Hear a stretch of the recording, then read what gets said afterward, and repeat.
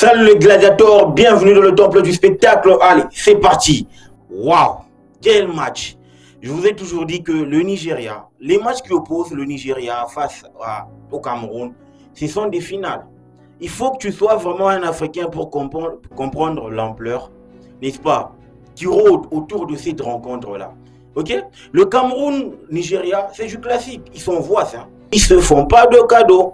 Et ce qui est évident, c'est que de la génération Nwanko Kanu, Rachid Yekini, de la génération, n'est-ce pas, Yemi Mbami, Jérémy Njitap, Patrick Mboma, Samuel Eto'o, n'est-ce pas, Agile Mana, Rigobert Song, sérieux, ça a toujours été du classique. Un match qui oppose le Nigeria face au Ghana. Le Nigeria face au Cameroun. Tellement que j'ai cette sensation de citer le Ghana, étant donné que c'est mon équipe. Mais malheureusement, ils ne sont pas là. Mais là, on va retourner dans notre contexte. Le Cameroun, aujourd'hui, qui se fait sortir par le Nigeria. Je l'ai bien dit, n'est-ce pas, précédemment, il y a vraiment quelque chose que je ne comprends pas. Avant que je ne puisse développer, n'est-ce pas, le sujet avec vous dans ce débrief, voir d'abord la compo, n'est-ce pas, les deux compos que nous avons concoctés, n'est-ce pas, les deux entraîneurs, Rigobert Song et José Peseiro.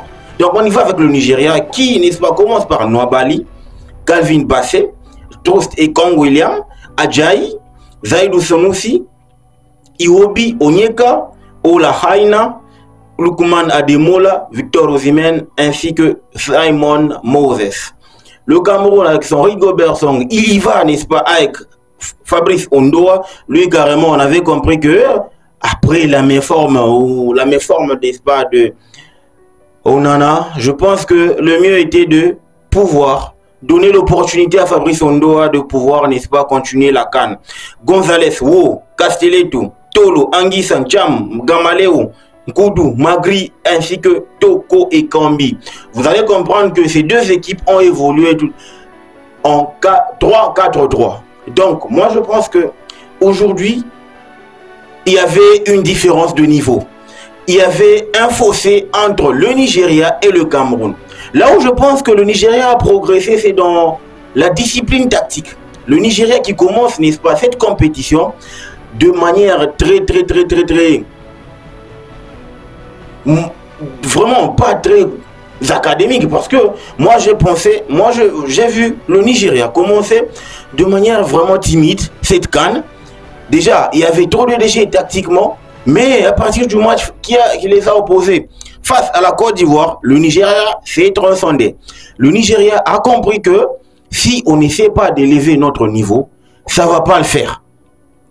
Aujourd'hui, on pense que la discipline tactique est en train de payer pour cette équipe du Nigeria. Moi, en tout cas, ce que je loue, c'est le fait que, en dépit, n'est-ce pas, du fait que cette équipe était vraiment mal en point face à la Guinée équatoriale lors de la première journée, je pense que Peseiro a su, n'est-ce pas, corriger ou gommer certaines petites erreurs qui ont permis à l'équipe du Nigeria d'enchaîner une troisième victoire consécutive. Et aujourd'hui, on a vu que le Nigeria a été beaucoup plus fort face au Cameroun. Là où je pense que le Cameroun a péché, c'est au niveau de la discipline tactique. J'ai toujours dit que moi, au début, je ne l'ai pas commenté, je n'ai pas fait de débrief, n'est-ce pas, pour cette équipe du Cameroun, mais le Cameroun, c'est l'ami ou encore le cousin de la Côte d'Ivoire en phase de groupe.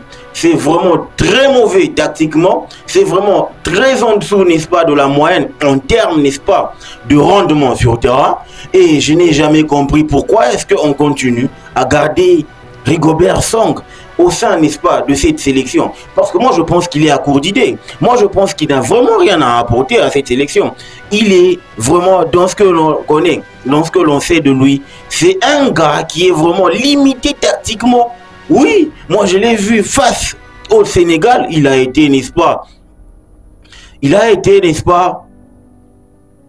à l'ombre, il a été égal à lui-même, il a été l'ombre de lui-même, parce que ce que moi j'ai vu face au Nigeria, face au Sénégal, sérieusement, le gars, il s'est fait bouffer tactiquement par Aliou Cissé.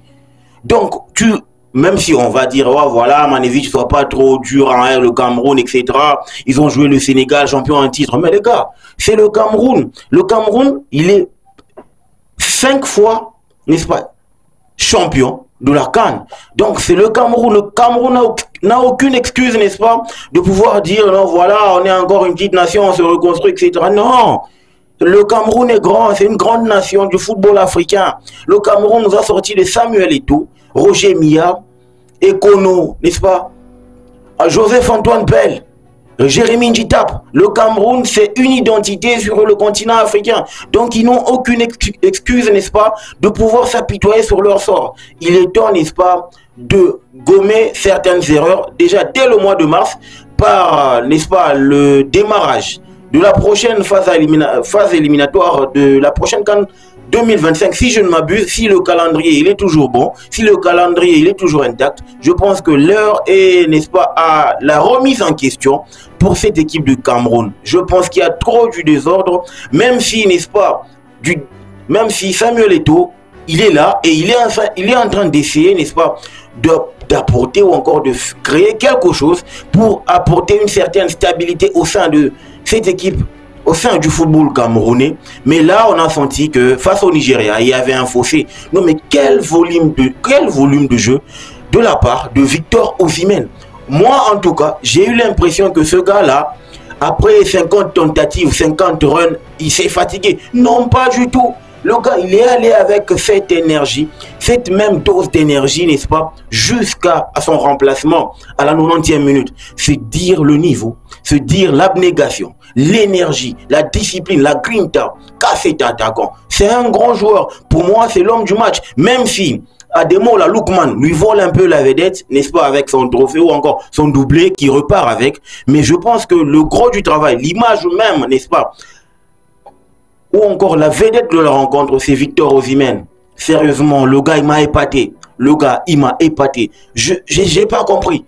Sérieusement, tu as ce genre de joueur-là dans ton équipe, c'est du bonus. C'est un bonus énorme. Pourquoi? Parce que ça t'aide, n'est-ce pas, à gommer déjà beaucoup trop de lacunes dans ton équipe. Regardez la manière avec laquelle l'équipe nigériane est organisée tactiquement.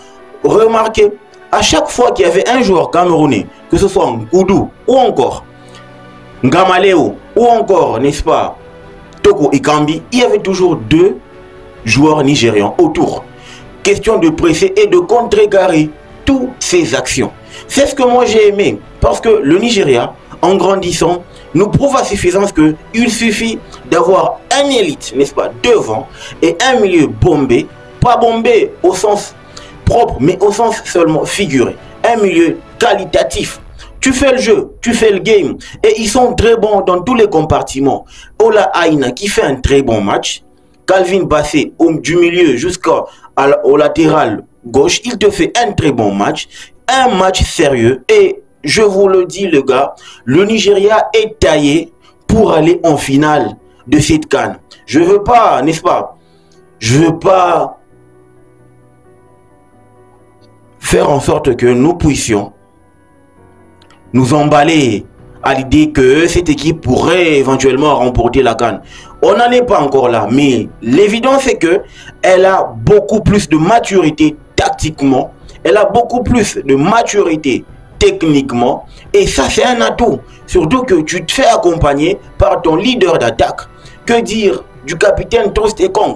Le gars il est bien entouré, il anime très bien, n'est-ce pas, sa défense, et ça rassure l'équipe jusqu'à créer une certaine stabilité, n'est-ce pas, de manière confortable. Et là, moi, je sens que cette équipe du Nigeria, sérieusement, ce qu'elle propose, c'est au-delà de la CAN. C'est une équipe qui est en train de jouer avec le niveau de la Coupe du Monde. Je ne veux pas manquer du respect à cette CAN. On est en train de jouer entre nous, mais je pense que ce Nigeria-là est en train de grandir, est en train d'avoir une certaine maturité. Là où je crains, c'est au niveau de la blessure de Nouabali, le choc qu'il a eu face, n'est-ce pas, à Kevin Goudou. Je pense que Nouabali, si c'est un choc, il pourrait revenir. Juste avec un peu de repos et un peu de travail, n'est-ce pas, côté staff médical, ça va le faire. Mais je crains fort qu'il puisse, n'est-ce pas, rester pour longtemps, parce que c'est quand même un gardien qui a réussi à rassurer sa défense, son équipe, pour, n'est-ce pas, permettre à ce que le Nigeria soit dans tous les compartiments, équipés. Donc les gars, je pense que là on est en train d'assister à une démonstration de force. De manière qualitative et de manière quantitative. Le Nigeria, c'est une pléiade de bons joueurs et de grands joueurs. Ce qui est vraiment un atout principal de leur force. Je pense que si le Sénégal ne commet pas de bourde, en tout cas, je ne serais pas surpris de voir le Nigeria et le Sénégal s'affronter. Mais il faudrait que je check un peu le parcours des deux équipes par rapport au calendrier de la phase à élimination directe. Donc les gars, dites-moi ce que vous en pensez en commentaire. Moi, je suis très content de l'élimination du Cameroun. Ce sont nos voisins. Vous voyez, le Cameroun et la RDC, ça fait, n'est-ce pas, un adversaire de moi. Ils vont camerouner, n'est-ce pas, à la maison. Nous, en Cameroun, n'est-ce pas, on ne va pas camerouner. Nous, on va congoliser la CAN. Ce qui est évident parce que déjà, on a deux atouts, n'est-ce pas, principaux. On a deux atouts principaux. Le Cameroun qui cameroune à domicile cette CAN et le Congo-Brazza qui surveille toujours là le fleuve. Et c'est important parce qu'on a au moins deux gardes de sécurité pour que nous fassions une très bonne CAN. Les gars, dites-moi ce que vous en pensez en commentaire. Le football mérite d'être vécu. Les gladiateurs, je vous veux, n'est-ce pas, nombreux sur cette chaîne. Continuez à vous abonner, à liker, à partager la vidéo, la chaîne, qu'on grandisse ensemble. Le football mérite d'être vécu. Ciao.